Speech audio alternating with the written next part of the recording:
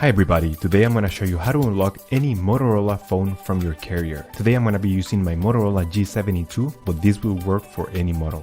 This will make your phone compatible with any SIM card. Unlocking a phone is not a free process, but I'll show you the best and the easiest way to remotely unlock your device, meaning that everything is done over the air, no cables, and no software required. So with that said, let's begin. Step 1. We need to get the phone's IMEI number. We will get it by dialing *#06#. As you will see, the IMEI number will show up in the screen. This number can also be found in the box and in the settings of your device. Step 2. Alright, so the next step is to go to the internet. Here we will unlock the phone.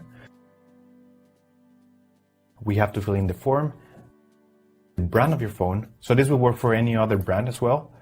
Then you're gonna write down your IMEI number. That's the number we got at the beginning of the video, so just make sure you write it down correctly. Then you have to type the email where you want to receive your code or the notification that your phone has been unlocked. So just make sure you write it down correctly. It's very important, otherwise you won't get your unlock code. So just make sure it is 100% correct. Alright, so now you have to wait until you get your unlock code. This will take a couple of days, as I said before, so you have to be very patient. But for this example, I'm gonna show you how the email I got looks. And as you can see here, I got this message and it confirms that the phone has been unlocked. So I'm just going to open it. So as you can see here, it says that everything went successful. And now we have instructions on how to activate the unlock. In some cases, you're going to have an unlock code. In other cases, you simply will get a confirmation that your phone has been remotely unlocked. Either way, I'm going to show you how to do the unlock or how to activate the unlock. I'm going to switch back cameras. Step 3. After receiving the notification that your phone has been unlocked, we're going to power off the device and you will need to remove the SIM card tray and insert a non-supported SIM card. In other words, a SIM card that is different from the original carrier.